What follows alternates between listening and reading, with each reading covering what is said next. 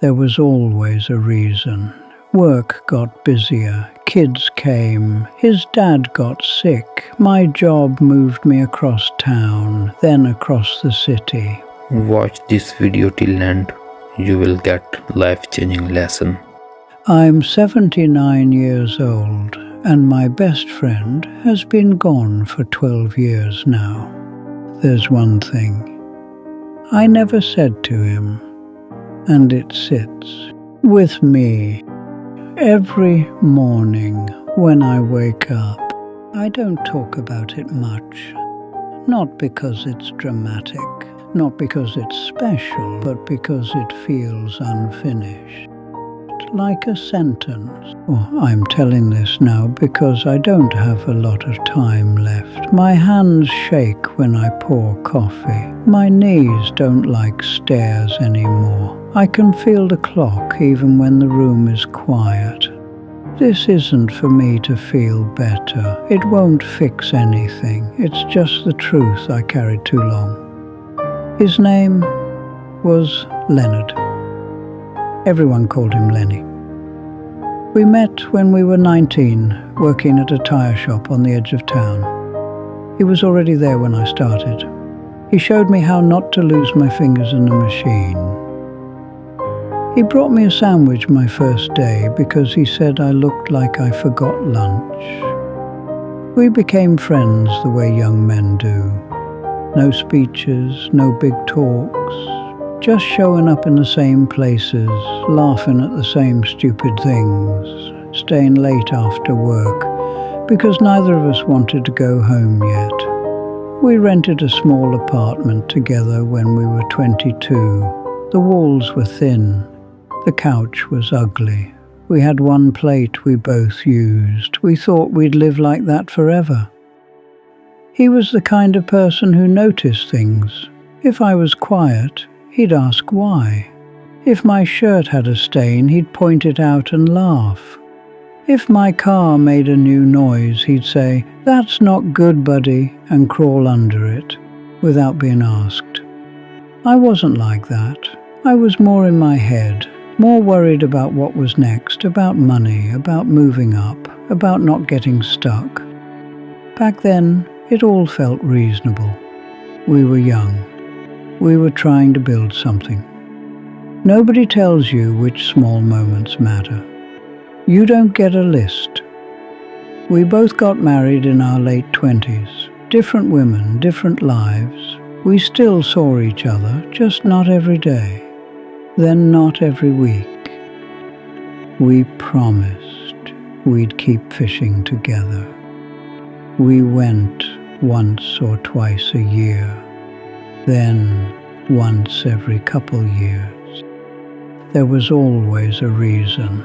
Work got busier, kids came, his dad got sick, my job moved me across town, then across the city. We still called each other best friends, we still meant it, but it became a word we said instead of a thing we lived. Sometimes he'd leave a message. "Hey buddy, haven't heard from you, call me when you can." I always planned to, I really did. I told myself I'd call after this deadline, after this project, after things slowed down. They never slowed down. One time he invited me to his daughter's school play. I said I couldn't make it, too tired, long week. He said it was okay. He always said it was okay. I didn't think I was hurting him. I thought we had time. The thing about time is it feels like it belongs to you when you're younger, like a savings account you can keep dipping into. You don't realize it's a one-way road. When we were in our 40s, we met for lunch one afternoon, just the two of us. Same diner we used to go to. He looked older. I did too, but I noticed it more on him. He asked how I was doing. I told him about work, promotions, stress, my plans. He nodded. He smiled. He said, "You always were the busy one." Then he started to say something else. I could tell he was working up to it.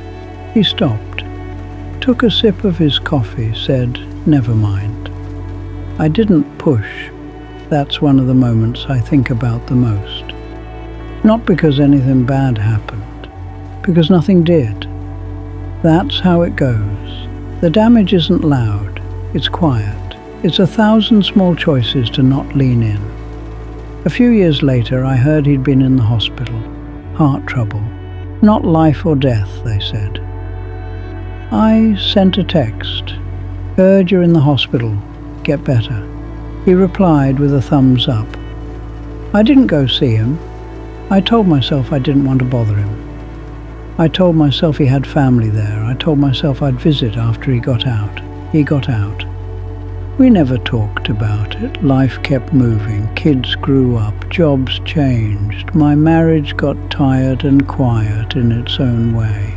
We still exchanged birthday messages, still said we should get together soon. Soon is a word that lies to you. Then one winter morning, his wife called me. I hadn't heard her voice in years. She told me Lenny had a stroke in his sleep. He didn't wake up.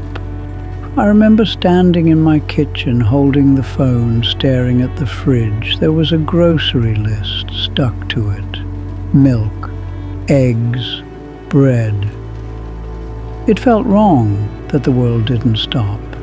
At the funeral, I stood in line with everyone else. I hugged his wife. I said I was sorry. I told his kids stories about him from when we were young. They smiled politely. They didn't really know me. Not the way I thought they did. When I walked up to his casket, I felt this strange calm, like my body hadn't caught up yet. I wanted to say something to him, just a few words, just something real. But I didn't know how to start. I said, "Goodbye, buddy," and that was it.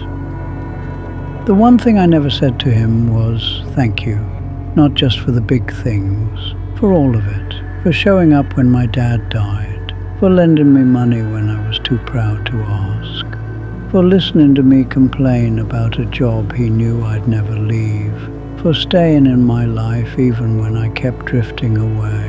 I never told him how much he mattered to me. I assumed he knew. That's the mistake. People don't always know. And even if they do, hearing it changes something. It closes a circle. I didn't tell him I was scared of losing him. I didn't tell him I missed how we used to be. I didn't tell him I loved him like a brother. Those words were in me the whole time. I just kept saving them for later. Later never came. After he died, I started noticing how empty my phone felt. No more messages from him, no more jokes, no more "call me when you can." There's a quiet that only shows up when a specific person is gone. Not loud grief, just a missing shape in your day. I still talk to him sometimes, out loud, in my car, in the shower, when I'm walking past the old diner. It doesn't help, but it doesn't hurt either. What can't be fixed is simple. I can't go back to that lunch and ask what he was trying to say. I can't show up at that hospital room. I can't sit on that ugly couch in our old apartment and tell him he was my family when I didn't know how to say it. I can't hear his voice again. Time doesn't bend for regret. It just keeps moving. I've had a lot of success in my life on paper. Good job, house, kids who turned out okay. None of that feels as important now as the conversations I didn't have. I'm not haunted by big mistakes. I'm haunted by small delays. If you're listening to this, I'm not here to tell you what to do. I don't know your life. I don't know your reasons. I just know that people leave this world every day with unfinished sentences between them. I know that someday is a dangerous word. I know that the things you think are obvious about how you feel about someone aren't always obvious to them. I wish I had known that saying something awkward is better than saying nothing perfect. I wish I had known that being busy is not the same as being important. I wish I had known that friendships don't fade all at once. They fade in inches. If this meant something to you, maybe sit with it for a moment. Not in a rushed way, just honestly. Is there someone you've been meaning to call? Someone you assume will always be there? You don't have to fix your whole life. You don't have to make a speech. Sometimes it's just, hey, I was thinking about you. I'm glad you're in my life. I don't get another chance with Lenny. But maybe this story can be the thing I never said to him said out loud at last. I'm 79 years old. My mornings are quiet. My world is smaller now. I still miss my best friend.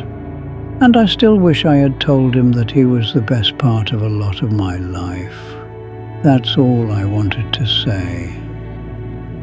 Thanks for watching. Do subscribe our channel and click on the bell icon. Leave a comment and tell me what lesson hit you the hardest.